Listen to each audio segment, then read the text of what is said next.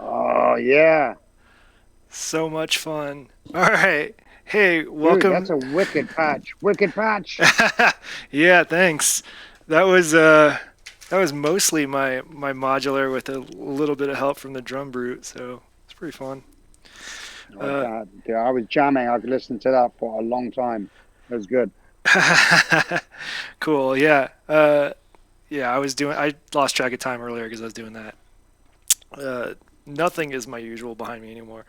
Uh, Anyway, welcome to What the Heck. This week it's you and me, Alex, unless our guest shows up. But no worries, there is a lot to talk about, I think. Um, like we all have new modules. I think I saw everybody getting new modules in the mail last week, so we can talk about that. Um, and this is where I do intros, but I want to let like you do the intro question this week, Alex, if you want, because I'm out of stuff.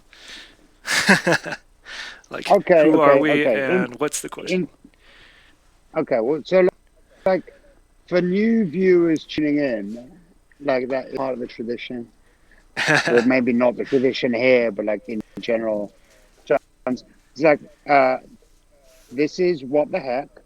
This is a weekly stream we do where Heckseven, who's the initiator, and I come along for the ride just to like fuck shit up a little bit. Um, we talk modular synthesis and all things related, and we have a few times we have folks from the Earth Modular Society come and join us, and we just like geek out talking about modular synth. And then like for those on YouTube, hello.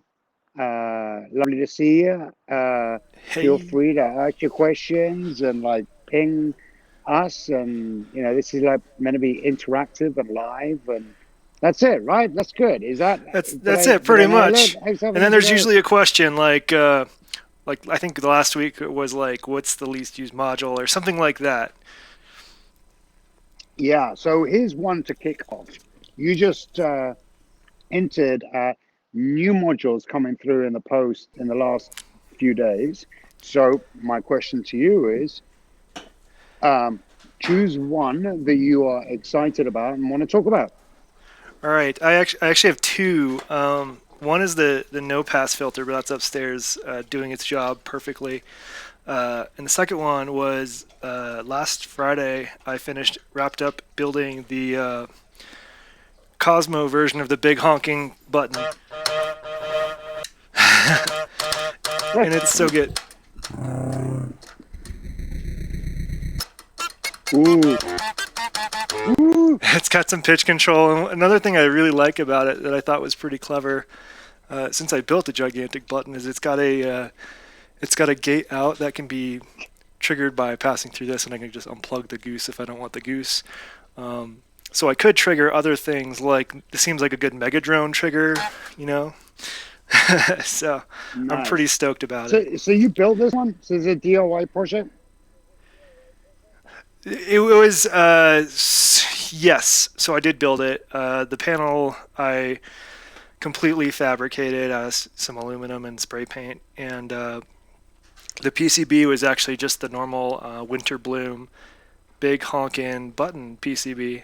Um, yeah, Wow. it's super simple. I can uh, loading content is pretty trivial with it. Like I think it needs to be powered up, but you can just plug the USB bit on the bottom to the computer and drop in a different sample. Okay, you're going to have to go back to basics for me Okay. because I don't know what this module is. So it sounds like there's Okay. a sampler So with big a. honkin' button. Yeah, it's just a it's right here. Hold on. It's this module here. Um, from Winter Bloom, and normally right here is Okay. a like an arcade button, so it's pretty big for modular. It's called Big Honkin' Button for two reasons: one, the button's big, and two, all it does is honk. Like the default sample is a goose sound, and I didn't change that. And I probably won't change it. It makes me laugh so much, and like when you pitch it down, it gets like pretty gnarly, pretty quick. Like yeah, That's so awesome. that'll be a sound source. for Got sure. it. Yeah, so that's So what I'm you stoked about. It's like yeah, you're right. I modded it. I just made it on a bigger panel and bolted everything together. Used bigger jacks. Oh my God, that's amazing. That's so good. And so it's got wow. A good question. There's 2 ins and 2 outs. The top left in is the trigger in. So, like if I go, I think here, let me put it back to goose. Yeah, I can trigger it from MIDI or whatever. Not MIDI, CV. I just have it hooked to MIDI. The bottom left input is pitch, so I can control the pitch. I think plus or minus 2 volts, maybe 5 volts. I can't remember. Oh, hey, I sent you the link, DB, in Discord. I will send it to you again. Hopefully I didn't send it to a random person. Yeah. Why don't copy That'd be link? funny to have a completely random person show up and go like, "What? Hi." Like, All what right, I dropped it in the dock too. If you have the dock open, yeah, it's in the Discord right here. Cool. Oh, there you are. If you have the dock open, yeah, it's in the Discord right here. Cool. Okay. Oh, there you are. If you have the dock open, yeah, it's in the Discord. I'm meeting you real quick because we're hearing ourselves through the video. So let me know if you can. Or I'll meet you because I see you talking. Can I hear you now?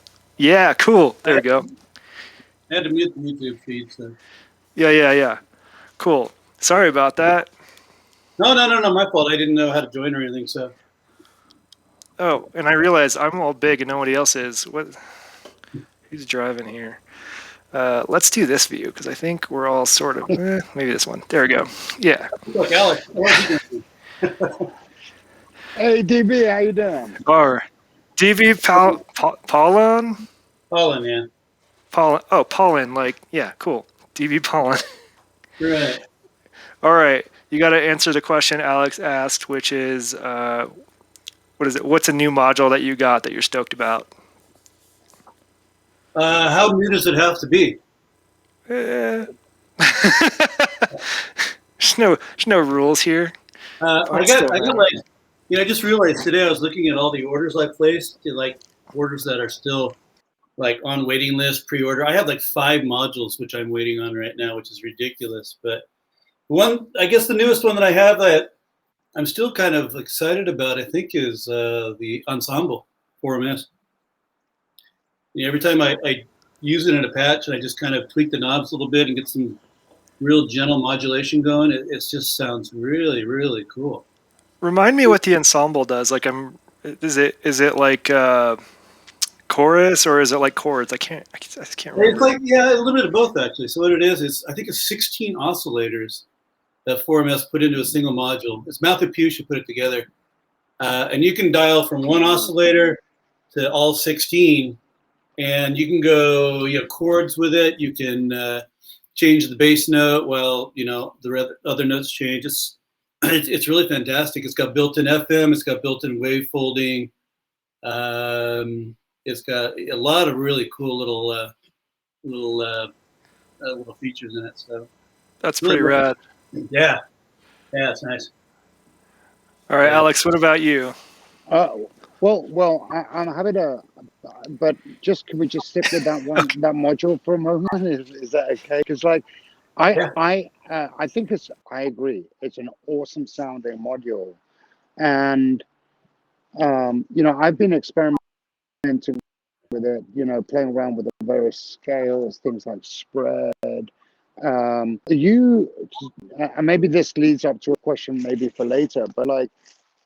Do you understand music theory? Are you like a musician, and so you understand that side of things, and you're looking at ensemble as a tool from that perspective, or is it more experimental? It sounds great.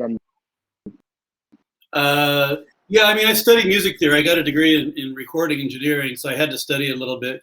But that was like, I don't want to tell you how many years ago it was, so probably doesn't even count anymore. But no, I got it just because I wanted a real thick module. So I have like, I guess modules similar to it would be like the Qubit chord version 2, but that just does a chord, right? Just 4-part chord. The Swan, which I have, is it does 6 notes, but it doesn't offer the grittiness that Ensemble has. I mean, Ensemble can just sound really gnarly and gritty when you turn up different things. It's just it's not a boring oscillator. It's an oscillator that you want to use for a lead voice. Whereas Chord and Swan are more like something you want in the background through a filter and a reverb and like pads. Yeah, like pads. Yeah, that's a good way to describe it. Yeah, Ensemble is a pad on a clip. It could be as harsh or as soft as you want it to be. Yeah, Nice. That's the Nice. best. Yeah. Yeah. Well, okay. Well, thank you for sharing that. I like the harmonic spread. I like its range and like whatever. So yeah, I love it. I think it's a pretty sweet oscillator. It's quite complex. it is quite So good. my answer is, well, so technically this qualifies just because it arrived in the post today and it was on the doorstep when I got back at the end of the day. So That's new. I haven't got to play with it, but it's arrived and it's like getting shoved into the rack tomorrow when I get to install it. So it's the Bafaco delay crash, Uh, and and I'm really kind of excited about being able to play around with it. And I can tell you about at least the motivation of why I got it. I can't tell you about the experience of using it, obviously, yeah. but the reason I was interested in this is because it's got it's fundamentally got like two like characters in one. One is classic delay, right? You know, and there's no clock in, so it's all about like ear tuning, the delay preference. You can go to Carper Strong and then out to like whatever's quarters, sixteenths, etc. But then when you turn the time to like past 12 o'clock, its character starts changing. It turns then into a little bit of a glitch machine, and it starts creating little pops and bubbles and weird shit starts happening. Yeah. And yeah, I don't know I don't know how I'm going to use it, but I'm really looking forward to get my hands on it. I've heard It's a bit of a things strange, about it. yeah, it's a bit of a strange creature, and so I'm looking forward to that. So that's the Bafaco delay crush. Yeah. Now, can you use it as a traditional just a crush module or distortion module without turning on the delay, or you have to have the delay and use the crush? Yeah, as I understand it, delay starts getting forgotten as a thing. Yeah. Right, and then you're into like crush and distortion and pops and crackles territory, like almost at 12 o'clock. And it's a good question because I don't know how much of the delay characteristic is then carrying through, maybe like a marginally at past 12 o'clock. I don't know. It's a good question. Yeah. But the reason, well, let's say I've got enough delays. I don't need necessarily another delay. So I'm interested in the past 12 o'clock. And the past 12 o'clock, I've been looking for a little bit of like think of it as a burst generator or a noise generator that is beyond white noise or pink or this, that, and the other. And one of the use cases I've been thinking about is like shoving the out then into an envelope generator, an envelope follower, Right. and then using its randomness of the transients that it's creating to then trigger other percussion or other things downstream. And that's the like for me, that's the thing that's I feel is missing in my current rack is like that kind of random output beyond like sample and hold or a Hmm. couple of the other things. Like pseudo arbitrary, random. Like I'm sure there's some repeating there, but well, I don't know. I'd have to listen to it. Yeah, you could almost send that envelope follower into a reverb or something and have a delayed reverb. Yeah, if you can increase the Oh dynamic, yeah. that'd be cool. Yeah, and I think it's essential the cracks and the popples and the pips and the pops that it makes of its own are like super interesting onto themselves. Yeah, So I'm yeah, looking forward to explore and play around with that. But it's about the transients as well. So they're almost like multi-use yeah. um, in that mode. That'll be cool. Yeah. You know, I'm kind of looking at modules. Just the other day, somebody asked me, they're like, I guess somebody posted on Facebook. They're asking what modules kind of act like rings in terms of having an input that you can put another sound into, and the resonator section will affect it. And I realized Oh, I oh, don't like have. pinging modules, right? Like you're talking about pinging modules. Yeah, yeah, yeah. Where you can actually set, like, elements would allow you to do that too, and rings allows you to do that. I don't know Right. of any modules that really kind of allow you to do that too much without being a dedicated effects module like reverb, delay, distortion, what have you. You know, it's kind of a good question. Well, I think I saw a video about that Heimbach made about pings, like pinging test equipment, and I think a lot of that applies. And I think some of the modules that you don't really think about too much are like filters, for example. Like you could hit the filter with those transients to open up the cutoff and get sort of that self resonance of the filter without even putting any audio source into it. So you can there are some modules you can ping that and Yeah, excite, right? But they're not quite the same. yeah. They don't process the sound; they're creating their own sound, right? Right. Yeah. It's like the filter 8. I know if you put the resonance on the filter 8, and it's like just a little hair past 3 o'clock, then anything coming into the ping input will trigger it like Car Plus Strong. It's really cool. Right. Yeah, that's neat. Yeah, but yeah, I suppose something like the panharmonium is one that does that. I think, right? Doesn't that processes signals and then creates harmonics of everything? Doesn't it? I haven't played with the module, so kind of sounds something like that would do. I know Well, I very don't. little about that one. Yeah, I don't know that one. But the other one that comes to mind because I'm researching this very topic right now, dude. It's actually I'm really starting to like do the classic YouTube hunting.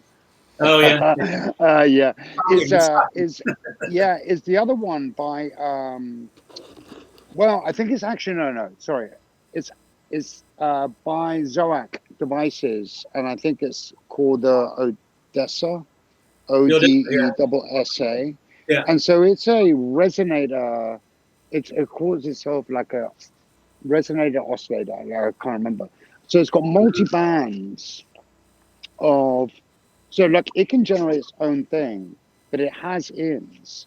And so part of I think what's interesting about it is that like you can like just literally ping it. And because of its multi-band nature and a few other things, like you can yeah, it's like almost like a souped up or alt version of rings, let's say. Yeah, yeah, Now I haven't verified that mental model about how I think about it yet. Like I want to try that.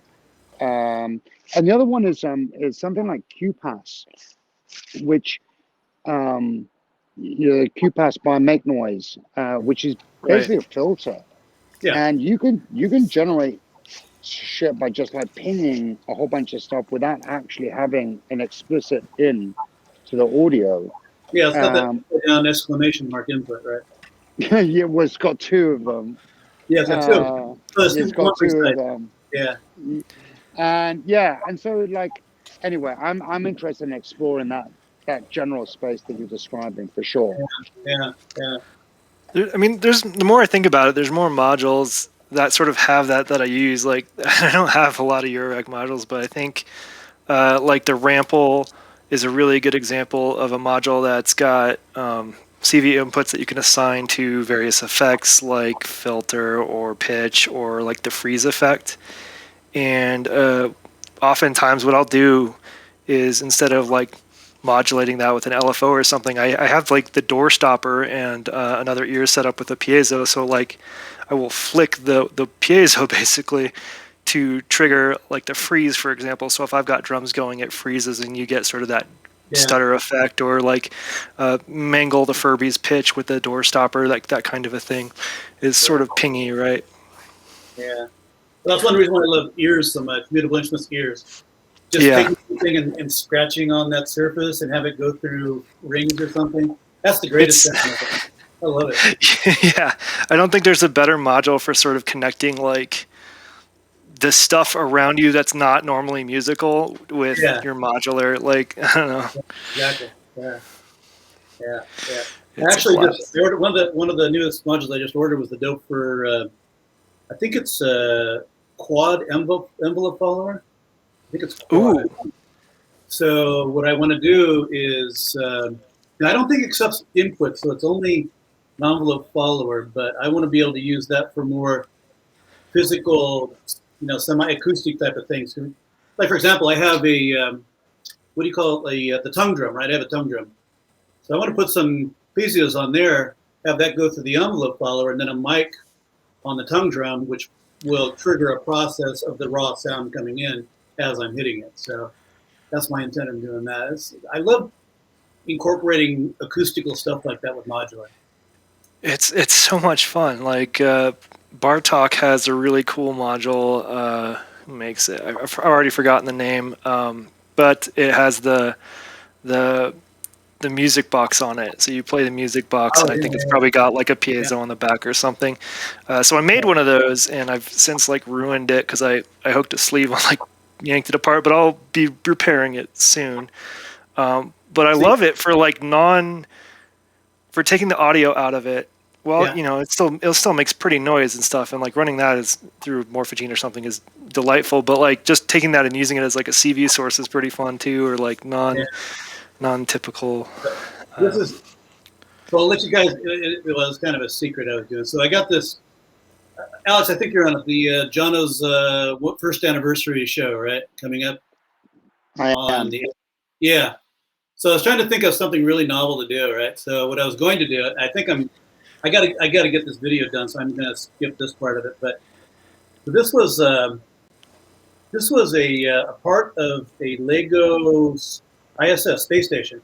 This was back in year 2000 or 2001, I think. So what it does, and I don't know why I saved this particular part, so I put a popsicle stick in it, and I'm going to hook this part up to the motor, and you can see they turn, right? Yeah. So here I have some fishing line that's used to hang it, but I'm going to have fishing line coming out, and it's going to be attached to the edges of the spokes. And then at the end of the fishing line, I'm going to attach to either some metal nails, or I have some metal chopsticks. And below that, I'm going to have glasses of water, each filled to a different level corresponding to a different note. And I'm going to have it run. I have a field kit, right? So I'm a coma field kit. Yeah. And I'm going to CV control the motor going forward and backward, and in turn, it's going to hit those glasses of water and produce a sequence. I hope it. Right, like the nails are going to like plink against the edge of the glass. That's why. I don't know if you can see it here. Hold on, let me turn on. That's so cool. So I have this whole. You can see this whole setup that I already set up because I wanted to hang this from here, and then come down on top of my table, and it was going to have the glasses on the table. So I built this whole thing around doing this friggin' project, and I never got around to it. That's awesome. Yeah, I love doing stuff like that. It's fun. Hey, I love that. I love how you're thinking there, GB. So you're creating. Let me understand, just to make sure, because I want to make sure I get it. And then Heckseven just sort of tip, like, have a look back at the output screen. We could optimize. There we go. and so you almost like there's like an arpeggiation that could be occurring through this wire, flicking through different levels of water, the similar glasses, generating different pitches, and you just chromatic. Yeah. Right. Oh my Right. God, that's amazing. So, So how you and so how are you thinking about? Are you like tuning those glasses of water to a specific scale? well, I guess it would be to a chromatic scale, right? So if I have, I don't know, 7 glasses of water for a whole tone, I don't know. So, but then this would go obviously at random speeds, and it would go in random directions, and these, the metal chopsticks would be swinging back and forth probably a little bit. I mean, it's still very much experimental stage, Oh, but I dude, thought, that's so cool. Oh well, my that's God, fun. this is rad. This is fucking Right, depending totally on the speed, sick. like they could be flying around like crazy and have that sort Good. of like Yeah. I don't know, ping pong ball effect that you see in some modules where they've got the balls bouncing around. I forget the name of it. Right. Have some phasing and some reverb on there or something. Yeah. Yeah, I'm thinking about it. I'll do it for a future show, but I'll experiment with it on EMS first, of course. That is going to get a lot of excitement. You should totally do it. Like, go there. Go there. Like, this is exactly the audience that will appreciate what you're getting at and what you're doing. And yeah, do it. Yeah. Love it. So, it's like my Jewish laser thing, right? So I got this thing. So it's ready to go, and I tested it last night. I don't know if I can turn up sound on this. So it works. So I flip up the switch, and I have the output of the Jewish laser, space laser, going into a CV input on my disting, which is in a distortion mode. So it just turns up the distortion 100% with a flick of the switch. And then lasers are going to be actually shining on it as soon as I flip that switch. My son's going to hold a laser above it. If I say now, he's going to shoot the laser. That distortion is going to come on full blast. It's just going to go crazy. So, dude, that's going to rock the house. That's going to rock the yeah, house. Go for it. Wonderful. Gonna have fun. Yeah, that is so cool. Yeah, these are the projects that get me really fired up and get my gears going on like what am I building next? Like somebody shared DIY. Yeah. Yeah. There was the ping pong ball fan thing on one of a previous show. Forrestine was talking about it, where somebody had an oscillating fan and some ping balls hanging in front of it, and they were sort of bouncing around. And they were recording the bounces of the balls. But when they said ping pong ball fan, my first thought was like, which is not what it was like a fan but turned so it's pointed up, cone around it, and just the cover off of it, so it's just firing ping pong balls all around a container, and like that's now on my project list. That'd be cool, yeah. Just inside like a metal barrel or something. You have the right, like a cage or whatever. Kind of the rain stick type of effect. Right? Yeah. I mean, I do think that those kind of projects and innovations could like. This is why I think an envelope follower becomes a really handy little utility in those kinds of things, where you like bringing out the real world and into the into the modular space and the rest of it. So like, there's two aspects. One is like the actual audio that you're bringing in, and I think then using those transients as gates, like potentially like in the simplest use case, right? And then you could do stuff with those gates downstream, either by the source audio or other stuff. I oh my gosh, can't wait to see that experiment play out. Yeah, I'm kind of a school of thought. I think Eurorack needs to evolve a little bit and become a little bit more almost performance oriented, I guess you would say, where right now we're hunched over our Euroracks, we're tweaking knobs. The audience can't see anything that we're doing, and they don't really care. They don't know. You're just kind of basically standing there like a zombie. So, to get something where you're actually actively involved or something that's moving is, I don't know, it just kind of sounds like fun. It is. I mean, it's fun to do. It's fun to watch. I think Electric Kitchen does a lot of cool stuff around there, especially with like the ring and Yeah, I got one of those rings too. After Mark got one, he talked me into getting one. I got one. So okay. I've seen him live. Actually, Oh yeah. Yeah. Well, so look, I hosted. When COVID was going, maybe after like phase 2, and well, maybe let's say after phase 1, and we were just like didn't know if we were in or out or whatever. I hosted this event down the road, called Modular Redacted. Electric Kitchens was one of the performers that showed up with his gear, right? The pulsar, the ring, and a couple of others, little bits of equipment, and a couple of other folks, Malarkey, Echelon Lux, that is on EMS. Obviously Frank Martin, a couple of others, myself. And I got the chance to see like Electric Kitchens do his thing live. He just put together the pulsar and the rings. And it was like maybe what? I don't know, maybe week 2 of him like messing around with this stuff and seeing what it can do together. And I watched it live and it was so much fun. It was so much fun. Yeah, It was like Lord of the Rings meets like Wizard of Oz meets, I don't know, whatever. And it was just like very cool. So much fun. Yeah. He was pretty impressive with it. I went out and got one. I gotta figure out how to use it. Yeah. Yeah. I think the trick with it is like connecting it to a computer, and that's the part where I fell off the wanna purchase list. Yeah, the Bluetooth, the Wavefront module that you have to buy for it is apparently you can hook it up to your iPad, anything that has Bluetooth output. Oh. Yeah, and it sends CV and gate directly to, or actually 4 CVs to it, right? Yeah, 4 CVs and gate. Hey, Heckseven, I'm gonna have to do the usual thing, which I do, which is like randomly disappear for a few minutes. But I will be back only because I need power. No, I'll leave it there. All right, we'll talk about something really boring like the stained glass case. Oh, no, go for that. I'll be right back. So I'm not logging off. I'm back, and I'll be back.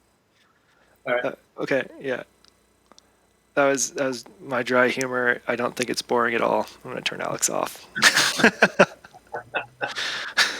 Poor Alex. All right, yeah. So the first thing on the list there is a stained glass case. I don't know what this is referring to at all, but I'm fired up about it. Yeah, let me see. This is my video studio, by the way. I got to go over to my modular studio now. Oh. Hold on. It's getting a little dark.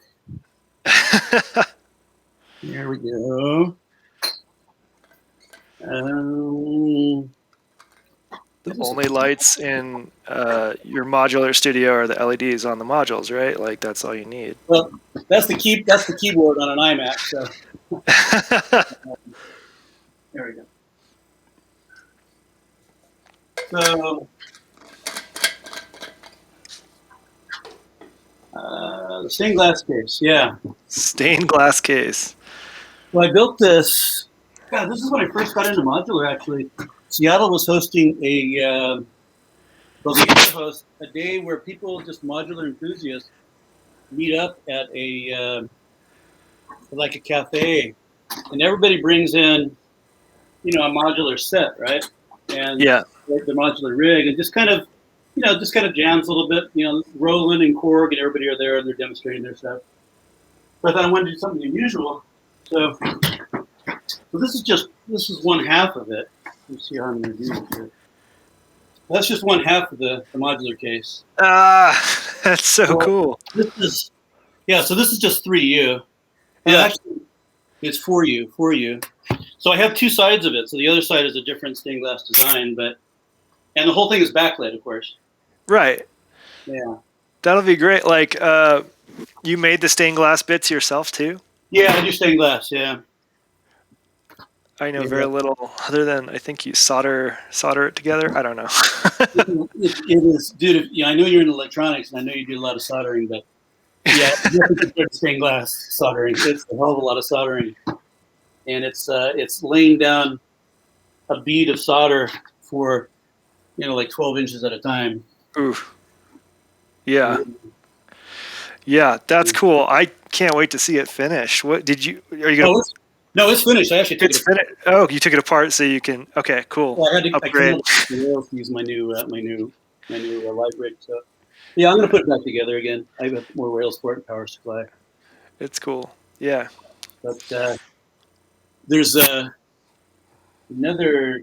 I don't know if I would say top secret, but I guess I could. So I'm trying to set up a keeping on the subject of stained glass, right? Sure. There's a that's where it looks like I'm like God or something. Okay, hold on. No, that's not going to work. I'm trying to find a place to set my laptop down. How about on top of my monitor? There we go. So I'm trying to set up this Seattle stream train, and God, I don't know if I should announce it. Then a lot of people are going to sign up. Don't give away any secrets that you're holding for your performance. Like that's. So I started setting up the steam train thing, because I was talking with Gaz about it. He said it'd be a great idea. Started setting up about 2 months ago, I guess, and I have about 14 or 15 people. So I'm probably going to close signups, but I was waiting. I haven't actually set up an actual date because what I'm doing is I'm making a module. So it's going to be the same copper PCB as that Jewish space laser was done in. Right. And then I'm going to cut out the EMS logo and the star and everything here. I'm going to cut them out. And then the back is going to be stained glass. It's going to be fit over the openings. And then the whole fucker is going to be backlit. So is it? That's so cool. That's so cool. So it's going to be a backlit stained glass, basically blank inside the rack. So get your pre-orders in now. Kickstart early bird special. But the reason why I kind of kept the secret, I was trying to develop it because I wanted to offer it to anybody who participates in the Seattle Stream Train. So this is going to be your badge of participation type of thing. So that's super cool. They're going to make 15 of them. I won't be involved because I'm not in Seattle, but if it comes in Cosmo, let me know. Yeah, I could if it turns out to be easy to make. If I just get the copper PCBs from Amazon, they're relatively cheap. Yep. Then maybe I'll make some just blank panels, just EMS blank panels, backlit and everybody, and send them out. But I still got to figure out how to hook up the LEDs so it draws power from the rails. Oh, the LEDs. Without what? Oh yeah, I got. Hold on, just a sec. Let me go get a thing for that, because that's like the only thing I've done. Is what you just described. Okay, good. Well, you know what? I'll just describe it. So like this. So I was told I need about a 5,000 ohm resistor to put in between there for 12 volts, but yeah, it depends. I mean, it just depends. Like what I did, like this is a good example. Like this, the LED is the only thing connected to the power rails. Everything else is passive on this module, but all that's there is a resistor. You can do some other things to like protect it a bit more, but since it's like on LED, it's not a huge deal. Yeah. But the resistors I used, I think, were like 600 ohm or something like that. And the way to find out is to just, if you've got a spare power supply or a really long cable, you can attach that to your breadboard and just test a few different values until you get the brightness you want. I bought a 100 pack of the LEDs, so you know what? If I blow up 50 or 60, it's not going to really be a big deal. Right, it's not a huge deal, and if you start heavier with the resistance, it's unlikely you'll blow anything up. So I was also told that you should go directly into the -12 and directly into the +12. Don't ground it, is what I was told as well. Oh, I didn't know that. I went positive leg to the +12 and the minus leg to 0. I guess I could switch that pretty easily. I just didn't know. Yeah, I have no idea what the difference would be, but I don't know if you know Evan, who does. He's Next Expanse is his name. No, I don't. But that would be like that's a good thing. Like that's already like I'm already thinking about going to like if it was convenient for me to lift up my laptop and go to the garage, I would test it right now because I want to try just to see. Yeah. In that case, I think you're no longer dealing with 12 volts. You're dealing with a 24 volt spread. If you do minus and positive, really? Okay. I think so. So in that case, I think you need a higher resistance value. So maybe what they suggested would be good. 35,000 to do it. Yeah. Oh, that's true. I guess it would be 24, wouldn't it? I think so. I mean, I know very little about this. I just bodge my way through it. If it doesn't Why blow up, can't it come I'm off the happy. 5-volt rail, though? 5 volts is closer to the LED voltage, You right? can go off the 5-volt rail. I don't really use it. I think the only thing I've used it for was, I've used it for the Rat, and that's it, because it's basically a guitar pedal that I made into a module. Yeah. So I stepped it up to 9-volt. Hey, enthusiastic electrons, perfect timing. We're talking about making circuits and giving out questionable advice. Questionable, yeah. Number one rule: have plenty of spare parts around because you're going to burn up some. And number two is, just experiment and blow apart. Yeah, breadboard. I do have a really nice like Lickmum Computer and several others have come out with like breadboard sort of helper PCBs. Like the one that I love right now is basically a like the setup you have on just about every module, where it's got a couple of 10 like electrolytic capacitors, a couple of ferrite beads or resistors, and it plugs directly into the power rails on a breadboard. So it's really handy for testing out sort of module stuff on a breadboard. Yeah. And I have the same thing for jacks and stuff like that.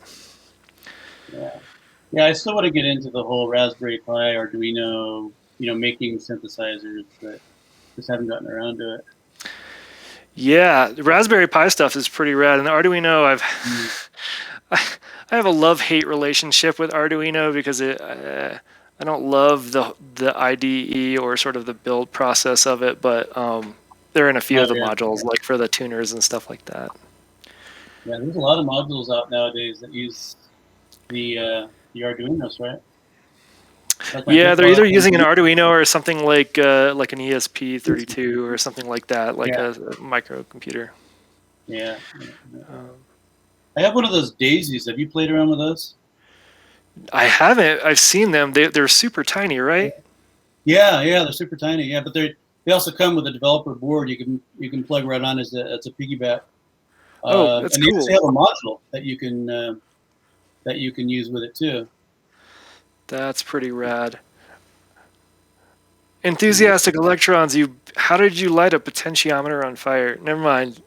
It's probably bad advice. What was that? Oh, he's chatting on YouTube. Yeah. On YouTube, yeah. Apparently, he lit it burst into flames. Yeah, that's bragging rights there. That's like 720. Let's see what maybe something. Yeah, teensies. I've used some teensies. I've used some nanos. I've got a stash of nanos outside. This ornament in crime that's a teensy, right? That might be a nano. I can't tell. Oh no, that's a teensy, I think. Is it a teensy? Yeah. Maybe the smaller ones use nanos. We put up with an op amp. Yeah, I think I've only ever blown up op amps at this point, which is great. Maybe I've fried a few LEDs, but no big deal there. Oh, like a 741 or a 38. What is that? 386 op amp.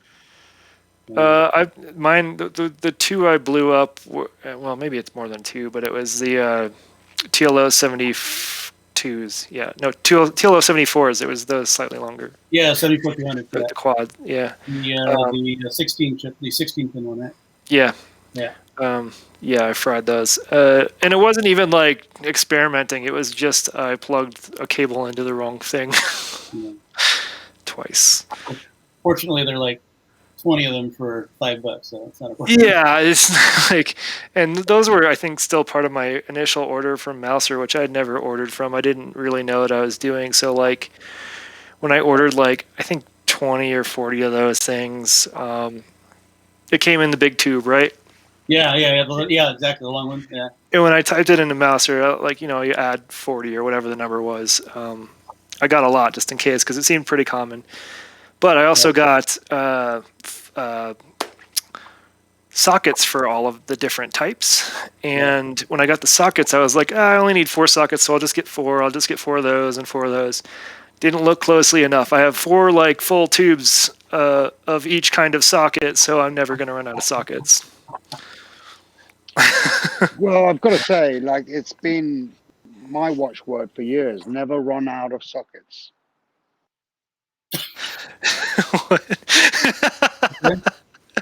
Yeah. Yeah. No, Okay. I mean, no. I mean, like, I'm in the backyard, for example, and I'm trying to power up my iPad, my iPhone, my this, my that. Like, those sockets. Yeah. Yeah, I get your joke now, and I'm out. Like, I'm chaining like cords right now. It's the worst. Anyway, if my house burns down, you'll know why. Yeah. Yeah. Okay. What's next on the? There's a lot of stuff in there. The 3U Tapurikuro case. Oh shit! Now I got to go back to the other studio. We can skip to a topic that's in the studio you're in. No, that's fine. It's just down the hall. All right. All right. So now this is, because I think we were going to talk about cases or something. So this is I just built this case. Let me see if I can get more light in here. Hold on. I'm not going to turn on these. Making you guys dizzy. Sorry. So this is the case I'm going to, oops. Oh, you know what? I'm looking at the YouTube feed. That's fine. Yeah, there we go. So that's Tapurikuro in Japanese means full black. So that's all it is. It's just a fully black 3U case. It's super tidy looking. So I have 21 modules in 104 HP. So as you see, I have a lot of 2 HP modules. I have a lot of Pico modules. These are all after later audio. I used to do demo videos for after later audio. So I had all these modules laying around. So I thought, why not just build a case around these modules? So I have like 4 of their modules in here. Then I just started buying other black modules because I didn't have a lot of black modules for some strange reason. So everything just turned out to be black. So yeah, and I'm thinking after this video I'm going to sell this thing. So that's cool. Yeah, do it. Did you have to do anything funky with the power supply with that many modules, or were you pretty careful with making sure you didn't get any power sag? Excellent question. So you don't recognize this power module. This is a Row Power 40, but Row Power 40s for some stupid reason only come in silver. So what I did is I painted it, enamel painted it black to match the rest of the case. But when you do that, it acts as a heat sink, right? So if you're going to paint over a heat, you're going to run into some heat issues because now you're insulating it. So I actually had to attach this copper heat sink because the power transistor is right on the other side. So this is my power module. I think it looks pretty cool, actually. It looks super rad now that I know that's a heat sink. It's extra cool. It's an actual heat sink, yeah.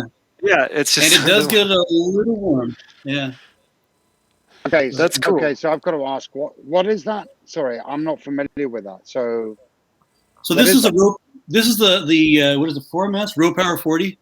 So this is what powers the whole rack, right? So I added a bus board on back of this. But with these Row Power 40s or Micro Zeus is the same thing. The front panel acts as a heat sink because there's a big power transistor on the other side. So if you paint it, you don't have a heat sink anymore because it's all being insulated, right? So I actually did not paint this side, this part right here. I put some thermal grease under there and attached a heat sink, a copper heat sink to it, so it'll dissipate the heat. So it works fine now. Probably works better than the original module did. Yeah, and here I was thinking like these front panel power supply units were like, to me they were a waste of space. Like I need every little HP, but after seeing this, I totally want to do that to one. Might as well, awesome. Yeah. I mean, it is 4 HP, right, that you lose, and I don't like it either. I thought about maybe disassembling it and putting it inside the case, but then you have to, drill everything out, and I didn't want to do that. So. Yeah, for sure. There's so much I can do with this thing. I mean, there's 5 different sequencers. I got sample modules. You have a disting. Here's another sequencer. Filters. It's basically got everything, and plus the FX8 on the end, which gives all the effects, plus the DSP. So it's a One rad thing I little really unit. I don't do. know. Go ahead. Go ahead. Sorry. No, sorry. I was gonna say one thing I like about the black cases like that is it really like the colors of the LEDs really pop. I think like it just the case disappears. It's pretty cool, or the color is printed on it too. Yeah, that's and I why put these silicon rubber things because it makes it easier to turn the knobs, and they're so small, right? But it actually, the white against black kind of makes it pop out too a little bit. It looks cool, yeah. Yeah. And when you're in a dark room or whatever, that white helps. Yeah, that's cool. Yeah, that's true. That's a good point, actually. Yeah. I might nab a few of those at some point. So here's a question. I see the DO5, the Roland symbol on the top of that. And so which came first for you, DB? Like, was it, and apologies if you cover this while I was gone temporarily, but like, did you get into synth after other instruments? Was it a forward thing? And then like, just sorry. And then Heckseven, sorry if we've already covered this. My apologies. No. It's a valid question. So I went to, as I mentioned before, I actually went to school to become a recording engineer right out of high school.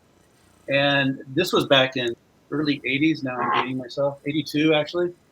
And they had a synth lab that was required. And the synth lab had Moog and it had Oberheim. And so I actually learned synthesis with some of the original modular equipment, right? And then cool. While I was still in school, they got one of the very first DX7s that was ever produced because they were friends with Yamaha or something. So I saw that. And then when I graduated from there, then I moved overseas for 17 years. So I did not have any synthesizers to carry around with me. I just couldn't do it.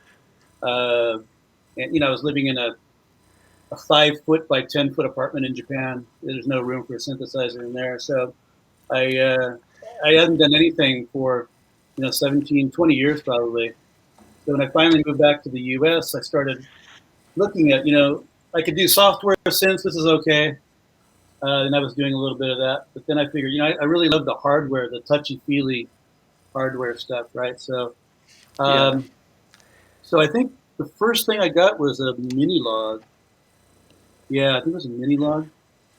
And then I saw Eurorack. I don't know where I saw it. I just somewhere, and I thought, wow, this is cool. Little tiny modules, right? Compared to the big 5U ones. So I bought a few. I bought January 1st, 2017. I bought, what was it first? I bought Clouds, and I bought Braids, I bought Rings, and then, a lot of the mutable stuff. And thought, I'll do a 3U system and then quit. And then, now 37U later, I'm still building. No, more than that. God, what am I up to now? 44U, I think. I don't know. You've got a wall in there. I saw it. Like, it might as well. It looks like 5U, but 150% the modules, right? Like, yeah, that's 28 plus 1, 2, 3, 4, 32, 33, 34, 5, 6, 7, 8. Yeah, I guess about 38 total. Oh no, more than that. So cool. Yeah. So, Okay. So what I'm hearing is that modular became like not a late, but actually a relatively recent, let's say, set of ingredients as you were getting back into it, right? Yeah. Into the hardware synth world. Yeah. You're absolutely right. I mean, I just bought my first module January 1st, 2017. So I've only been in it for a little over 4 years. As I mentioned, I did a little bit of hardware synth stuff before just to get my appetite wet. I'm relatively new at this. I mean, I've been doing it since 1982, but in terms of actually doing modular, just a few years. Yeah, and so that's going to be my follow-up question, which is, now that you've been messing around with modular and all the rest of it, like, do you go back to those old synths or those old paradigms now with an informed or new mindset because of modular? So you're asking, do I feel like going back to the old style synths that I was first working with? Well, not so much from like, do I feel like going back to those things, but more about like, well, the Go5 or whatever it was that we just looking at. It's like now, given what you've learned from experimenting and playing around with modular, are you now looking at that synth and potentially other hardware, like hardware set proper hardware synths, like pre-built, like in with a more informed perspective to understand, oh, now I know what the fuck that Absolutely. thing is. 100%, absolutely, yes. In fact, I have a Novation Peak, I have a Hydrosynth, I got the DO5. As you see here for my set that I'm doing, I have the Pawlan tracker, I got a Digitac, I got a Digitone, I have my Lyra over here. So no, you're absolutely right. I'm kind of, in fact, this set that I'm recording is going to be the first set that I'll record that I have not done exclusively modular. So this will be the first time I'm actually using MIDI with modular. So it's a huge experiment for me, and I'm scared shitless because I don't know what the fuck I'm doing. But I want to struggle through it because it's a challenge, right? So Yeah. So this is, I think this is the interesting thing, and I've been actually, I feel like I've been personally deliberately resisting now the urge of going back to some of my old synths, even if to incorporate or integrate into my current setup. Yeah. Like for things like Novation Peak, which I think is one of my favorite. Absolutely. The sub 37 by Moog, right? Yeah. I've had those for a couple of years now, but I've been like so focused on modular. Yeah. I am looking forward to going back to those things and looking at probably those interfaces, let's say, or those instruments, with everything that I've learned through modular, with a whole new pair of eyes and a whole new perspective, and go, oh, now I know what this knob is supposed to be bloody doing. Yeah. Well, look at the synths that are coming out, like the Hydrosynth and the Peak and all these guys. I mean, what is the number one feature they have in them? It's the cross modulation, the mod matrices now, right? And that's really from modular. I mean, they're adding this almost manual functionality into traditional synths now to make them flexible, like modular is, right? You're not patching physically, but you're patching internally. But it's the same concept. I mean, that's exactly right, and you see it on tons of synths are coming out with that, and some are even kind of old. Like the DeepMind sort of has that; it's just like buried in menus. But like on the modern ones, you're seeing like the Poly Brute, the Matrix Brute, and the Micro Freak, and they all have these essentially LED grids where you've got an X-axis and a Y-axis, very much similar to the like the EMS Synthi or any of those types with the pins.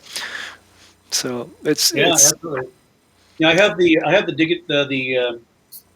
subharmonicon and the DFAM, and I have it in the 3-tiered rack. Well, that empty third tier obviously is for a Mother 32. So that really goes back to the traditional Moog synth sounds and everything, but it's still patching in patch cores to semi-modular thing. So it is kind of going back to that basic way of patching, but with modern flexibility to it. Right. Some things are normalized, but you can break that normalization by doing the patching as well. That's kind of fun. Yeah. Right. You've got some nice Moog sounds out of the box, and then you can add some spice. Yeah. Now, do either of you have a Mother 32? I'm looking at the DFAM right now. I was asking about it earlier. I've not. I've listened to it a lot. It's an awesome synthesizer, but it's not high on my list right now. Yeah. Why'd you ask? Well, because I don't have the Mother 32, and people are telling me I'm kind of crazy for having two of the trifecta, right, of the trio.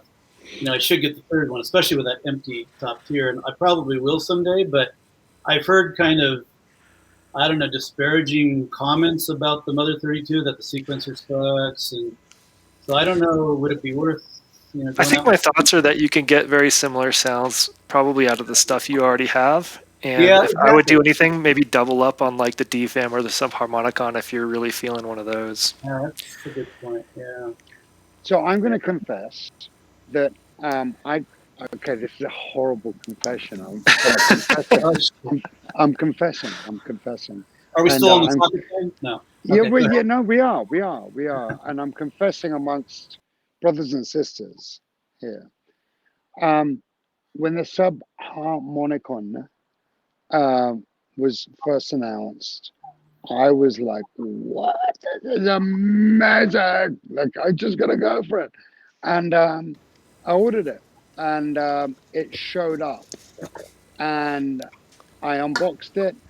I went through a couple of, the first 2 or 3 pages of the patch book, etc. And then I put it back on its box, and it's never been back out. Oh no! No, no. Like, that's the level of confession I'm making, right? Like, I can see TP's like his mouth's closed, like, oh my god, I can't. No, because I'm exactly the same way. Especially on the DFAM, actually. I put some of those templates on and thought, yeah, that sounds cool. And then I look over at my modular and I go, fuck, I could do exactly the same thing. I know. Right. Yeah. No. And so this was like the time when I was just getting into modular, like literally just getting into modular. And so that subharmonicon was like, man, this is interesting. And like, wow, this is like some beautiful tones, but like, I'm going here. I'm going north, and that's south. Like, just to make a poor analogy. That's my fear when getting new gear, because like sometimes I don't have the ability to test it out. Like, there's nothing within testing distance for me. Because like watching videos, people make it look cool. Like maybe Basic rips it, like just shreds on whatever the thing is. You're like, okay, I'm going to do that. I want to get that thing. I want to sound like that. And then I get it, play with it for 5 minutes, and I'm like, I don't know about this thing. Yeah. Or like it loses its significance with modular. Sort of like I think in your case, like it had lost its significance before you even got it. Probably like you just didn't realize it yet. Like my SEO2 is just now gathering dust thanks to my modular at this point. So I look at selling it. I think if you go out and you get something mauve, I think you're one of two people, or maybe a combination of both. You're either a purist and you want mauve because it's mauve, or you're full of nostalgia and you want something that is mauve because it's nostalgic, right? No. I think you're right. I think you're both right. I think we're all right. It's bonkers. Yeah. Like, and so there is a part of me that says, okay, now I've learned a bunch of stuff about modular. And then this goes back to what we were talking about, like revisiting since now what you know. Yeah. Like, I'm like tempted to like, hey, how about I pull out that sub 37, or I pull out that Novation Peak, or pull up blah. And like, now what could I do with it given what I've learned in this journey of a more kind of purist, in this purist journey, and how could I now think about incorporating and playing around with that new instrument, which is beautiful, but with a more informed perspective. And I, right now I'm still in a place of like, there's a fear. The moment that I feel I do that, I'm then going to go onto a different path that's going to complicate my life and it's going to make it less productive. This is like a fear. Like it's like, and so I'm still in this zone of like, no, I'm going to like keep working through the journey that I'm on. It's super productive. I mean, it's so much fun. We talked about just like just do that. Just have fun. Like, you don't want to enter my world where I'm like staying up late planning a way to like make all of my non-modular gear into a big flight case, basically a modular with weird shaped stuff in it. Like, don't do that. Stay with modular. No, I think that's healthy, Alex. I think questioning, is this the right direction to take, or is this going to be the right piece of kit that's going to give me the sound that I want to produce? If you're questioning that, I mean, it certainly is a lot healthier than just going out and buying a module just because it's new, which Yeah. I used to do. I mean, I confess. It's real. I mean, obviously you've been in this for a little while, so you probably developed a little bit better perspective or more objective perspective on what you want than a lot of other people are in this have. That's healthy, I think. Yeah. I will say I am the thing that I'm probably getting next is going to be a drummer from another mother.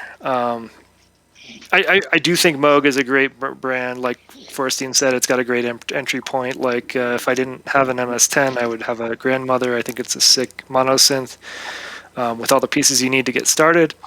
But the drummer from another mother, like I've been interested in drums, right? I've been trying to beef up my drum arsenal because I've got the Drum Brute Impact. It's fantastic. I've got the Rample, but the Drum Brute Impact is not inside of my modular, and the Rample is limited to four voices, and it's not. It misses some of the things that I love about the Drum Brute Impact, where I can like dial in the decay and pitch and like things of all the knobs and do some FM drum stuff. So that's why I'm like I'm interested in the drummer from another mother, in that it can be a module. It's not MIDI controlled. Like one thing that kills me is I want drums in a modular. I want them to have a lot of analog stuff. It doesn't have to be fully analog. Like Queen of Pentacles would be a good one, but That's what again, it's not MIDI. I don't think. Like you've got to have a sequencer that outputs all those drums, which to me is costly in terms of space. Or I'd have to build a second MIDI Muso module, and that's again like 6 channels when you're talking MIDI, things like that. So I'm like trying to figure out something that allows me to do like expand my drum arsenal, but be in my case for when I eventually get to leave my house. Well, I do think that this hybrid of, pre-built synths working along modular is a super interesting, really, really interesting, like let's say piece of the pie or slice of the pie that one can follow through. You mentioned Forrestine just a second ago, and I remember in the early days of EMS, my experience was Forrestine, like she had a grandmother, and there were like these modular units. And I remember just watching with just genuine intrigue and interest and being educated about like how she was mixing and matching those things. And I just like, man, that's just like that's super interesting. And it reminded me, actually today I saw a YouTube video of another version of that, which was I think it's IntelliGel. Is it the Morgamatron or something? Like it's it's like a multi-mode filter. I used to have one. Yeah.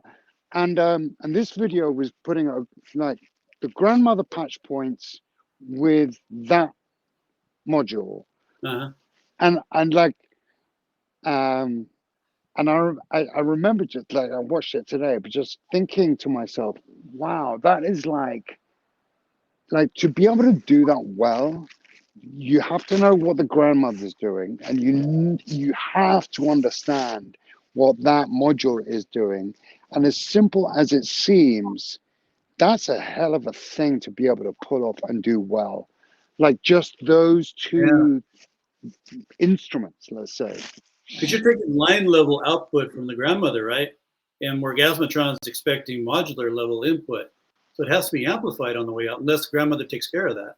Yeah, so it's doing both, right? So as I understood it, or the patch, most of the patches that I was watching is like it's taking the grandmother out, like just the straight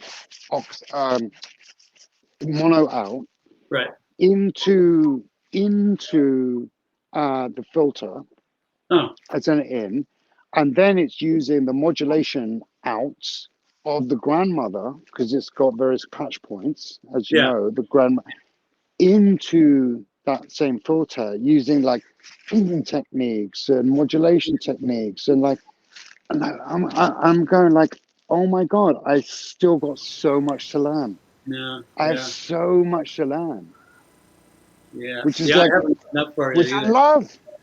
Yeah. Yeah. I mean, I'm just MIDI working with my modular right now. So. Yeah. Yeah, I mean, when I watch those other folks like Forrestine, like they patch in ways that I don't even touch on. Like I patch basic mono synths most of the time. like take the oscillators, put them into a filter, put them through a VCA mixer. Ta-da! Like cool. That's it. Yeah. And that's like 90% of my patches. But like, I've been trying to break out of that shell a bit, just to have more fun. And then there's the folks on the other side, like there's either that, like me, who do basic monosynth type patches, and then folks who are like modulating everything with everything.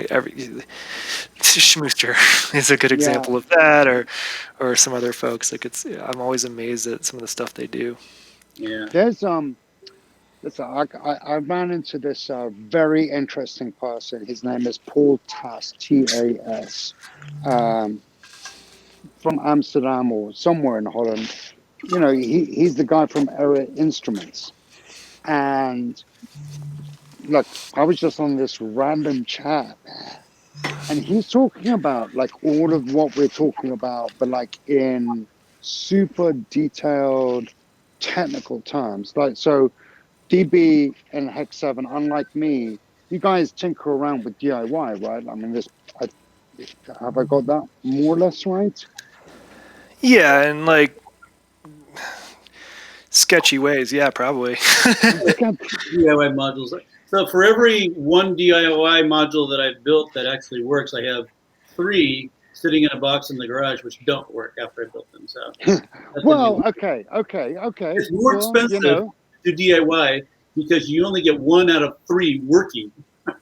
Well, that's not even it. Yeah, I mean, and not because you failed at those 3, although sometimes there's a hard module or something weird. It's because it's just like they're on a to-do list and you forget about it. Like, Yeah, I got about 4 or 5 of those in the garage. Yeah, exactly. Right. So look, there's this, you know, so here's, if you know Era Instruments, they've crossed my radar a couple of times, and I've looked at their modules, and I'm going, oh, whatever. Like, I just don't quite really understand what the fuck it does, and I see a couple of like demos, and like I go, yeah, okay, that's kind of interesting. And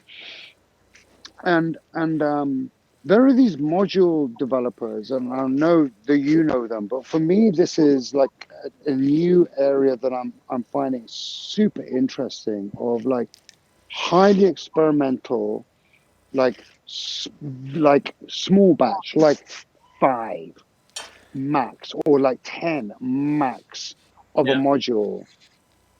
And they're just like super experimental. And what they do is beyond fulfilling DIY enthusiasts with your potential of like, go and make this shit yourself or kits or whatever, what they're doing is infusing this whole space with a whole bunch of new ideas that could then potentially be mainstreamed.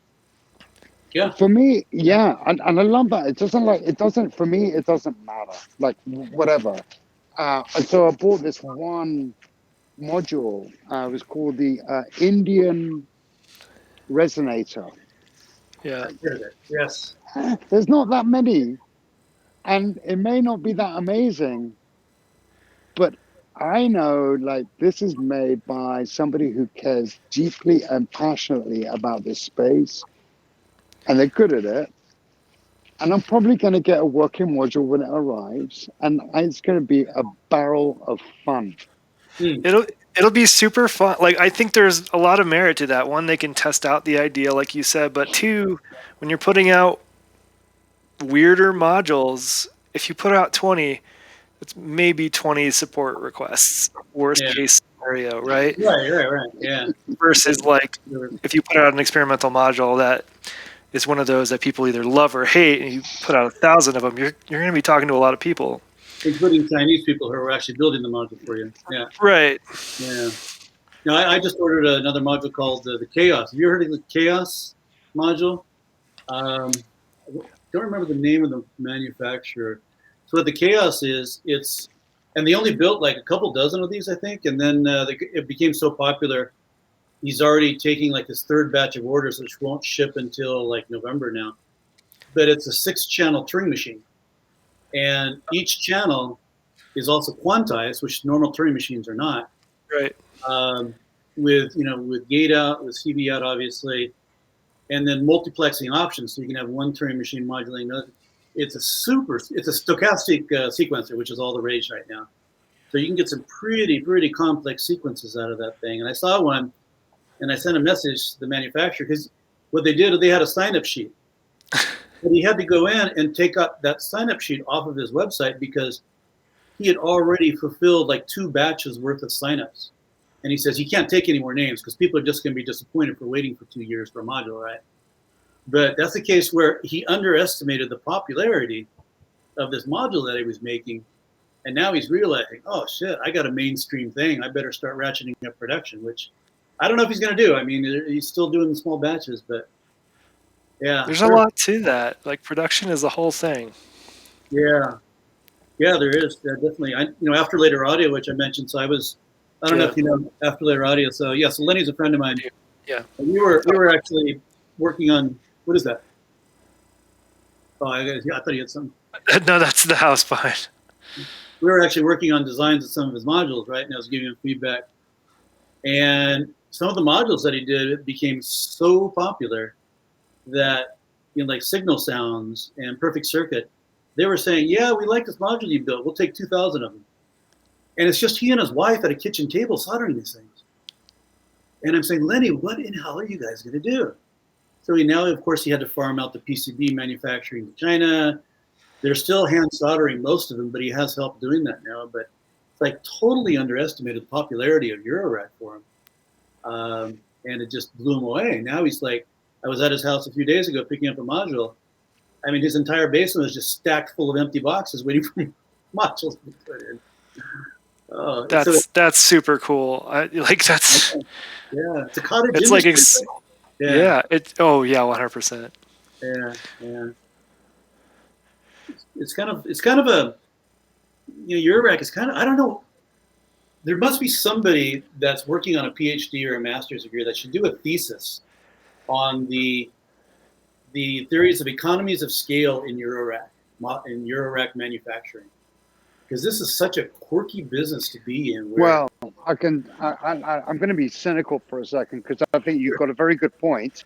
I think if there is one, it's currently employed by a company called Behringer, depending on how you pronounce it, and they're testing the market out. And look, yeah. I don't want to get into the Behringer, blah, blah, blah, blah, like evil versus blah, blah, blah, or the rest of it.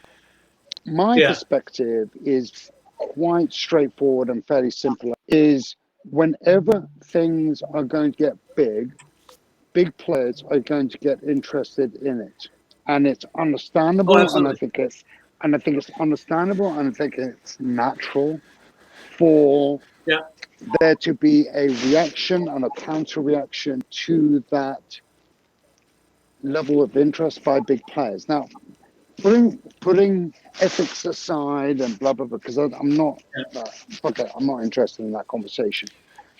I think in general, it is a wonderful thing that if some of the larger scale players get interested in this place, because what happens is the marketplace increases, the interest increases, the buyer power increases. Sure, the idea that you're just going to be able to make an oscillator, blah, blah, blah, is going to be less unique. Now we're going to be interested in more niches, more specialization, more innovation, because there is a burgeoning market, because it's cheaper. So I here's my understand the take. counter arguments. I'm not arguing against you, actually. Go for it. Go. I'm not going to argue Yeah. against you. I would say, Behringer dropped the ball. It seems like they're getting into modular, but if you're going to do it right, like modular is a very small segment of the music industry market, of people into synths. Arturia is who you need to look at in terms of somebody who said modular is cool. Let's make something that's those folks like, but also everybody else would like. So they made the Micro Freak. Novation did it with the Peak, right? Like, those are the folks that are going to make lots of money. Behringer is like, we'll make some modules, but like, I don't think modules are going to sell very much. Like, if you look at pedal makers, like Afterneath is a good example from Earthquaker. Oh yeah, Korg. Korg is killing it too. I love Korg. Anyway, Afterneath is a good example because it's both a pedal and a module. And there was an interview recently I read where they were talking about like the success for it. Like, they didn't. When they made it into a module, they knew they weren't going to sell very much that they would consider successful in terms of like pedals. Like, it's so much more niche, but they sold enough that it was successful to them. Like, it was a successful launch to them, right? Well, so I think that's something to consider. Ryman learned that really quick with their Magneto. I mean, that's a popular module, right? Right, exactly. And so they're getting into it, but I think what we're seeing right now isn't just a result of like just modular randomly getting popular. It's a result of folks being able to make stuff really easily. Like, any of us could order a bunch of PCBs from PCBWay based on open source designs. Like, we could make our own clouds. But this has made it so these people who have been designing circuit boards can just do it at home. Like, Winterbloom's a great example of somebody who's been making stellar modules with just one person, basically. Like, we're seeing that, and that combination of like art, design, niche, rarity, like interesting things is all coming to life. So I think that's what's part of what's making modular sort of a thriving ecosystem right now, is these people with all the access to the tools they need to build these things they couldn't before. Yeah.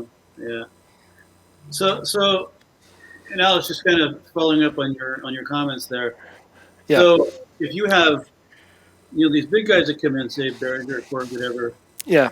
And they start building the basics. So they built the oscillator VCA, some basic filters, some envelopes, whatever. Right. And so that fills the market with cheaper modules that anybody, if price was a barrier to entry, then now that's blown out of the water because these modules are cheap. Anybody can build a big modular rack for a couple $100 maximum. That's great. Right. So, but these other manufacturers like, Intel, well, IntelliGel, obviously Mutable's not producing anymore, but like 4MS and all these guys, they build these basic modules as well, and they probably sell thousands of them for sure, right? I mean, Dixies and all this.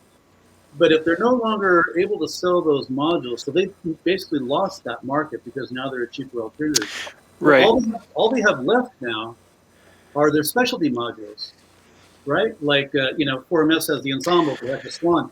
But they don't sell a whole hell of a lot of those specialty modules because, number one, they're very expensive to make. And number two, not everybody wants them. So would they be able to survive if their core basic modular sales, if their whole revenue is based on selling the basic modules and then these specialty modules selling a few of, are they going to be able to survive if someone takes away that whole basic market? Yeah, I mean, my bet would be that in this case, Behringer is going to not stick around too long. Like, I think they've made those like as more of like a PR thing. They'll probably sell a bunch of them and it'll get other people in the modular. But I don't think they'll continue going down the modular route very much unless there's a strategic reason for it. Otherwise, like you said, it's like sort of a race to the bottom, and these smaller manufacturers definitely won't be able to compete on like the basic oscillator level. And like I don't see a lot of benefit to Behringer. So much. But so I'm violently with you both in the sense that look, if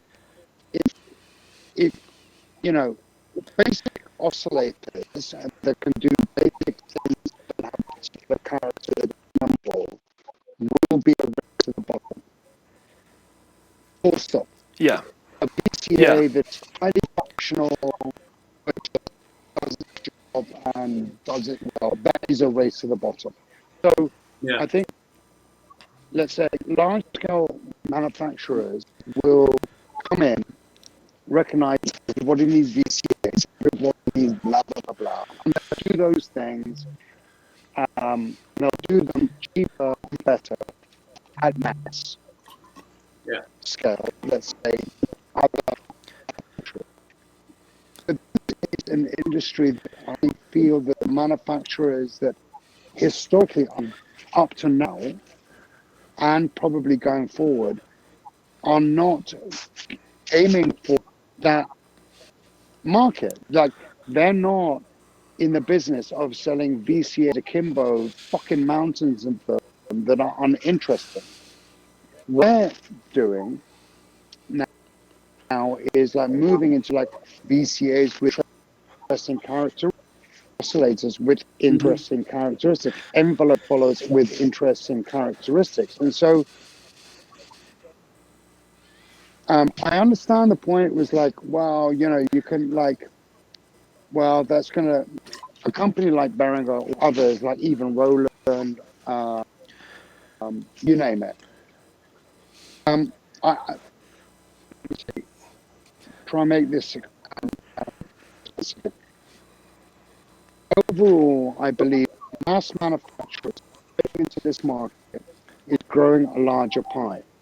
That is good for everybody. That is good for everybody.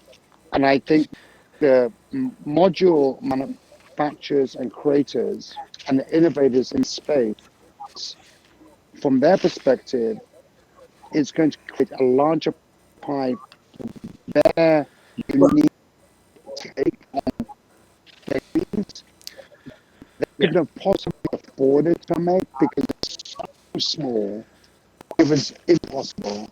Now, I mean, I'm really thinking about aero instruments as an example. Well, I will say, like, to your point, real quick, Behringer version. Oh yeah. I was gonna say Behringer has made things super accessible. Like if we look at the Crave, the K2, like basically all of the synths they come out with recently have been semi-modular, which I think those synths are phenomenal entry point to modular. Like that gets people like peaked. You get a full synth that works out of the box, ready to go. It's very similar to the Mother 32, or a clone of it,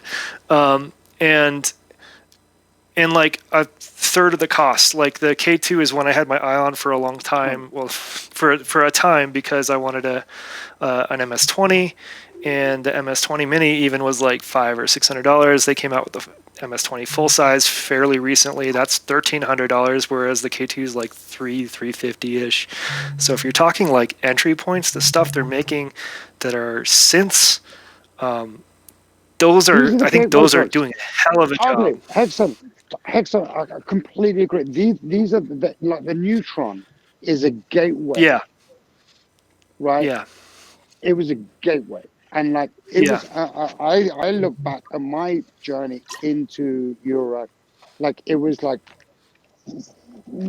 just about $300, but it had patch points, right? Right. Yeah. And it was like, and it was my gateway. Like they're developing gateway drugs into the whole pocket, where I've spent now, I would say 90+% of every dollar that I spent, probably 95 close actually, since buying the Neutron has been on the boutique, you know, or traditional module makers. So I think like that's my perspective, and well, you know, that's the debate. That's actually a perfect counter to my point. Actually, so if you leave the basics, you know, the VCAs and VCOs and everything, to large scale manufacturing, and you're creating this drug, as you say, so people can actually, more people get into modular.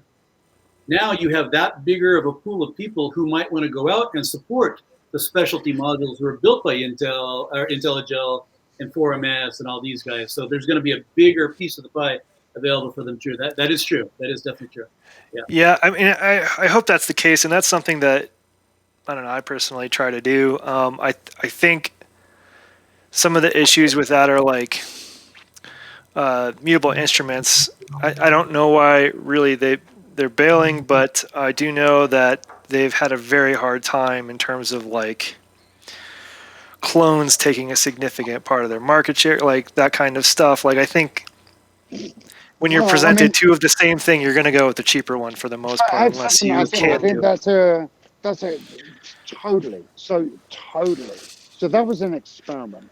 Right. You know, what Mutable Instruments was doing was experimenting with a hybrid of like the open source model from the software world. Yeah. How do you anyway, and probably like. Anyway, we will come back to that because that's a whole topic in and of itself. Well, let me ask you though, would you agree that Mutable Instruments is arguably the most respected modular company out there in terms of their ethics, the quality of modules that they've built, the modules which are just like ubiquitous, rings and clouds and everything? How could you not? How could you not? Like, look at any random YouTube video right now. There's going to be a plates or beads or clouds or any number of mutable instruments.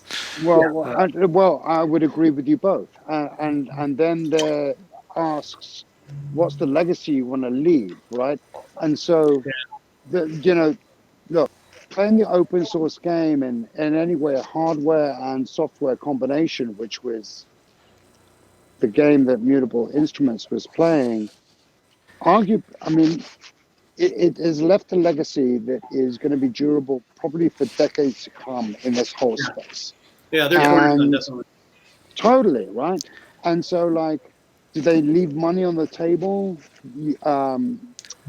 by taking this approach of like open source hardware and open source software? For sure. There's no question about it. But but the converse question is, could have MI possibly have had the level of influence if they hadn't taken that approach in the first place? And is there, maybe not, and is there like a learning sweet spot about how much you open source versus you don't, both on the hardware and on the software? And look, let's face it, I mean, that's what the whole internet has been, if not general software experiment has been. And so, it's a wonderful conversation. Wonderful. Let me ask you a question. So, beads, right? Successor to clouds, beads, right? Do you think that beads, Emily, would ever have produced beads if clouds was not open source and sold thousands and thousands and thousands of, clone cloud modules and thousands of very discouraged and disappointed people who can't make it work, thinking that beads is going to be their shot on the arm for actually getting that cloud sound? You think she ever would have developed beads if cloning wasn't available for clouds? I think absolutely no way. No way. I don't know. That's a good question. I think you'd have to ask her. Like, I just don't. Look at there's Monsoon, there's Typhoon, there's all these clouds clones out there, and guaranteed 99% of people who have either bought a clouds or a clouds clone have been disappointed that they can't make it sound beautiful like they hear in the YouTube videos. So there we go. Well, here's the thing about open source, right? Like you're gonna. The second you open source anything, you're now the support for that thing on both the hardware and the software. Like the software and like if someone makes a clone and they sell clouds to somebody, that person has got the clouds clone, and now they're contacting Mutable Instruments for support. Like I think they got. She doesn't allow that. No question regarding clones on her forum. Yeah.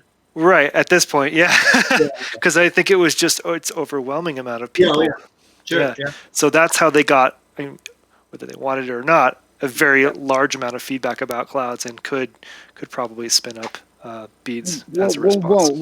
And just another a continuation on the same thought, not to disagree, but just to go along with it, which is the open source nature allowed innovations to occur over them that then Emily herself were able to go, well, you know what, like parasites plus this plus that. Maybe I should do a Rev 2. And the fact is, my guess is the beads is selling hotter than any other module than I could probably imagine right now. And it's probably doing quite well. And so there's another side to this coin, which is to say that through the open sourcing and enabling innovation, ideas were being crowdsourced in for free. True. And Emily then could take a go at V2, and Beads is V2. And now, look, there are for sure going to be hacks of Beads, right? They're going to be like iterations of that. Sure. But I'm pretty fucking confident that if you go to Sweetwater, or if you go to like Perfect Circuit, or if you go to Big City, or like Toma over in whatever the big retailers are in Europe, Beads is probably killing it right now. Killing it. Emily has refused to say whether or not she's actually going to open up the source code for beads. She's refusing to say it. I don't think she will. So that is a learning right there. Yeah. I would say probably not, unless they make the call to like basically end mutable instruments and sort of open source it as a sort of like what Erica Synths does, where when they're done manufacturing a module, they'll open source some of the stuff. But you're right though. I mean, beads. You look at the clouds. They have the Parasites firmware, have the Copperell firmware to it, right? She incorporated all of that into beads. A lot of that stuff in those other firmwares are in beads. Right. She learned from it. She benefited from it. So this worked. So there's a to and fro. Like it's it's a dance. It's so interesting. Yeah. Definitely respectable though. Love mutable instrument stuff. All right, there's one more thing I want to talk about real quick before we call it, even though it's really late, because it's an interesting topic to me, and you wrote it down. Cable selection. What do you want to talk about with cable selection? I was thinking about doing a video on cable. Everybody asks about cables, right? So obviously I have personal views on cables. I got to go back to this video. Hold on a second. I'm still thinking about doing a video on it because I think I haven't seen one really. All right, walking through the dark hallways. I think the handful of times I've seen people talk about cables, it's like in passing in a video. It's nothing they're not talking about specifically. Or the odd Facebook question. So right. So you got braided, you got thin cables that glow in the dark. You got the kind of the HOSA style cables. Yeah. You got the actual HOSA cables. You got all these different cables. You got the right angle suckers. You got the really fancy braided cables that Instro came out with, which are actually kind of cool. Ooh. So why do you choose one over the other? I mean, do you think it's more a matter of personal preference, or do you think there's actually a science behind which type of cable is better for you? I'm kind of the opinion of it depends on what you want to use the cable for. If you're going to then you want something with a very short barrel, something that's very flexible. Glow in the dark is a plus. If you're going to sit here and patch a big rack, braided cables are great. They're thick, but you have plenty of room, so it's not a problem, right? I mean, what do you guys think? I personally like the Nazca noodles the best. So I do have opinions, but Alex, go ahead. Oh, dude, you just bringing us right into a whole rat's nest of shit. hours and hours and hours of conversation. Oh my God. So that's all I'm saying. Heckseven, go. All right.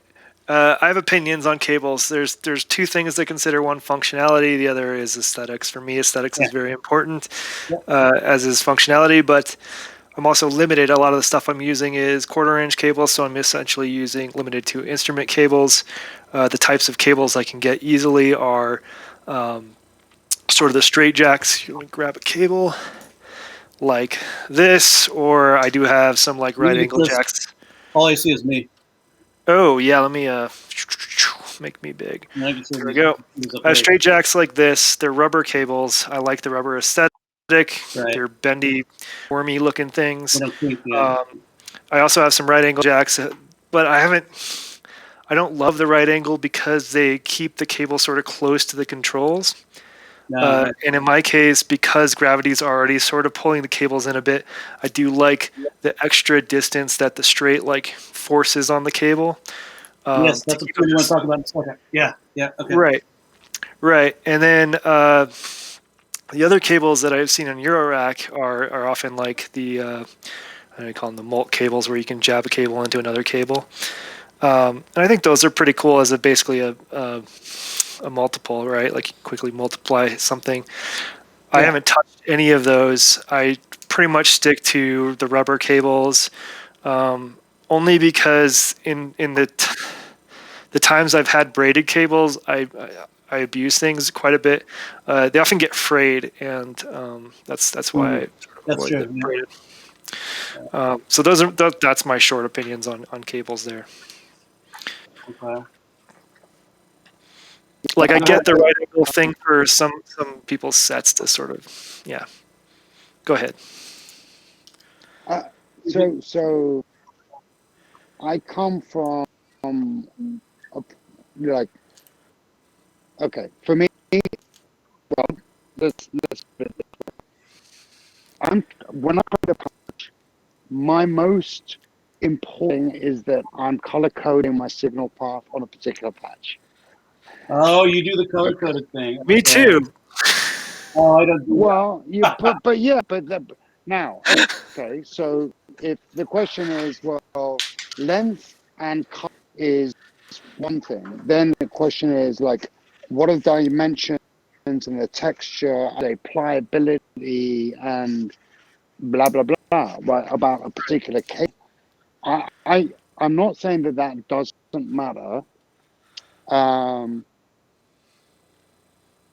but I'm still like, what matters more to me, like I've got my whole keep my head straight.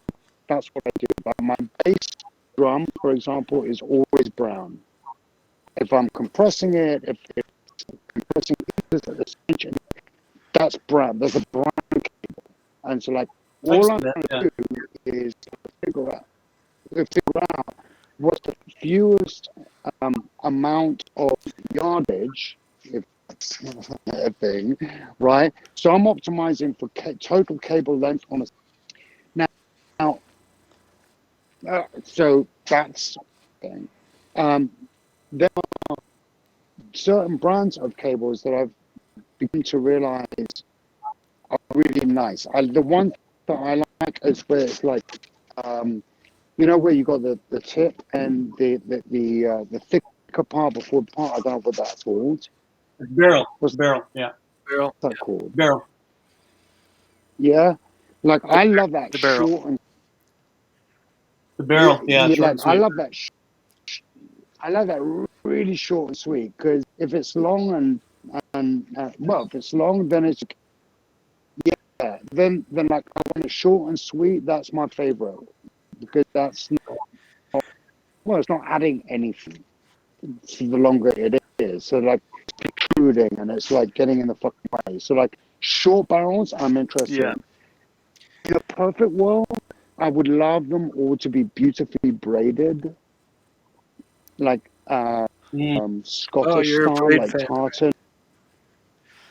I am, but like they're cool because they're not. Yeah, because they're like, they're not mad. They're like they want to be stiff and they don't bend or the rest of it. And so like basically the shorter the cable, then I go for the right angle versions, like that.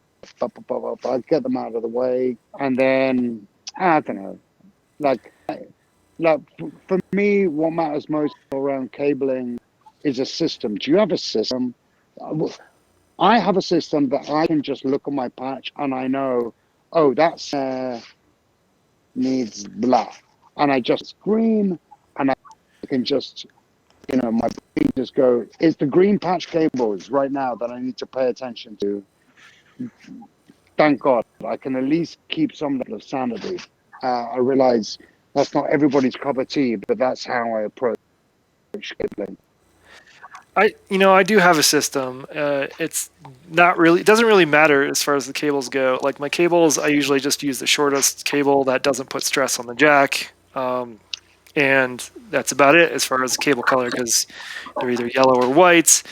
But I do have a system, like I tend to operate on MIDI channels. So I have channels 1 through 6. The higher the channel, usually the higher the voice. So like channel 1's probably going to be a lead, channel 4, 5, or 6 are going to be more bass voices, that kind of a thing.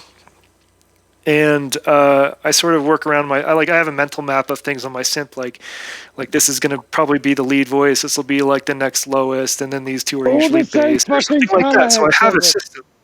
What was that? Dude, your system would drive me fucking bonkers because they're all the same color. I've been looking at your rack and I have no idea. I want to change. I have a map up here.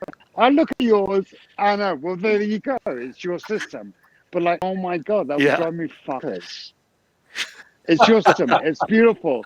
I do have a color coding. White cables are Eurorack down here. They're the skinny ones because the yellow and Eurorack were like a light yellow. I love that. I love that. And then management is another one. I think you've got it looks like a hex system behind you, maybe? Oh, me? Yeah, that's the hex one, yeah. Hold on. Yeah, I need another one. I'll show you. I've been wanting to get one of those because I would like my chair back. Yeah, I have the hex one here, and then above it I have my original one, which is, I think that's another hex one. I got 2 hex ones, yeah. And then I got the one here. But the hex won't host braids because it's thick, and so they do. You would need another one for that. Well, here's braided cables. Oh, come on. Really? I'd like really show me the close up, man. Show me the close up and how tight is it? That's a tight fit, right? So admittedly, well, some of them do that, but if they get slightly frayed, then they're a little bit tight. Yeah. I'm not fraying mine just to fit. Yeah. I think there is a Hex 8, let's say, braided host system that probably could go on the market, which is super specialized. But I can't just take a fresh braided one and stick it onto the Hex 8. See, that's why I like my big goofy rubber cables, because if I wear out a piece of them, I can just chop it and I have a slightly shorter cable. I'm not going to do that. I like that as well. I like that as well because it reminds me of what is the app on? Oh, that looks really nice.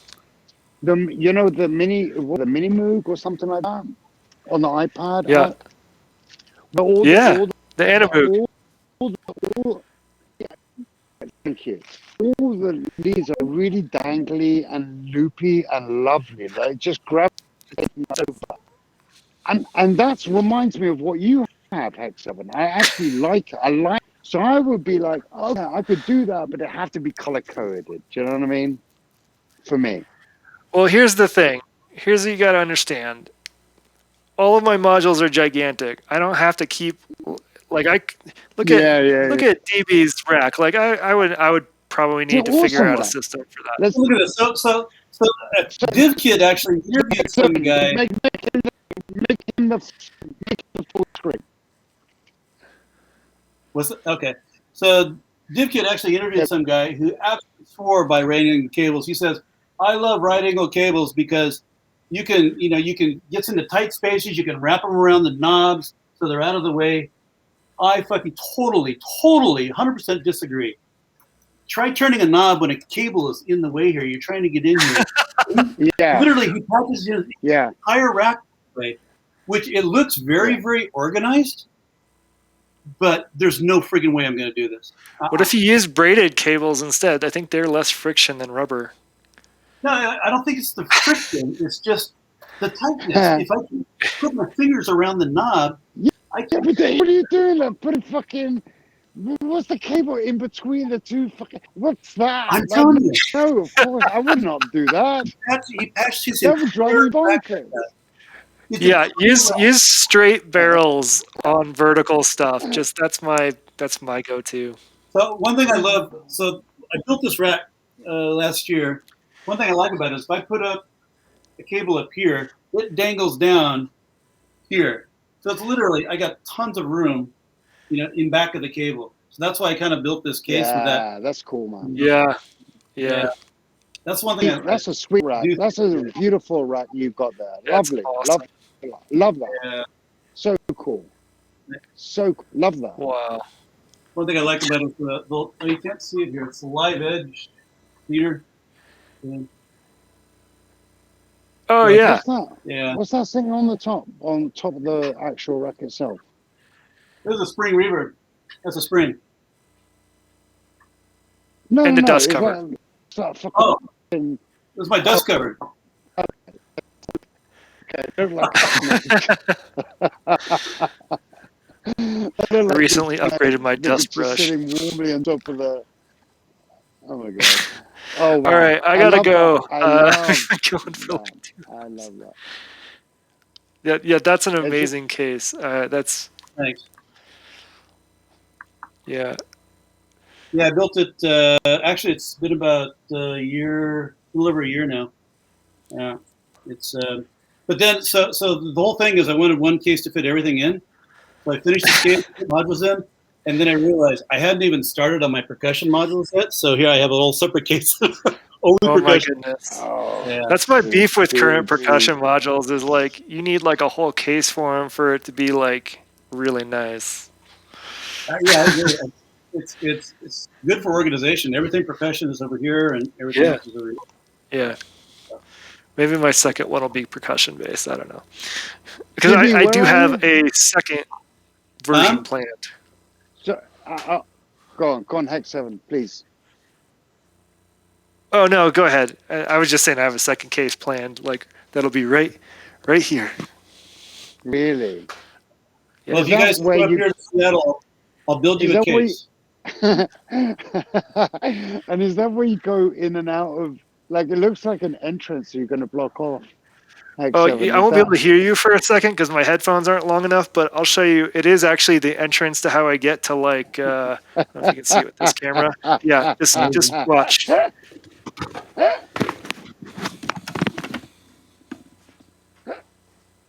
He has to go behind his case. Yeah, so he's going to the left of his case. Oh my god! He's going to He's like he's in the middle of the block room or off something. the. Yeah, Is that he's a going to basement? block off the entrance. Yeah, that's his basement. And everything else Oh again, wow! right? Yeah. Yeah. Wow! So you're blocking off your current entrance of that place with Not another of the rack room. that No, you the plan. entrance to the room is not blocked at all. It's right. It's behind the camera. I'm facing it. Okay. No, that's just to get back got into it. my little piano corner. Oh yeah, fuck the piano corner. It's You don't really need awkward. it. Like you're just gonna Yeah, I block it off hardly with use another it. rack. That's it. Oh my god, Yeah, so awesome. Oh my god. I'm stoked And about it. DP, Hey, sorry, one stained quick glass question, rack. sorry. Yeah. I would buy a stained glass rack from you. Yeah, no problem. We'll make you one. Yes. Where are you physically? I'm assuming you're in America. Roughly where? I am just south of Seattle. Yeah. Okay. Yeah. Okay. I'm about 20 minutes away from Mount Rainier. Yes. Nice.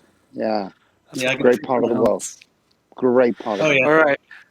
I'm gonna call it. I gotta run. It's been like an awesome 2 hours, and I want to keep Nice chatting with talking. you guys. I appreciate the invite and everything. It's great. Yeah, no, I'm sorry about that you weren't able to get on right away.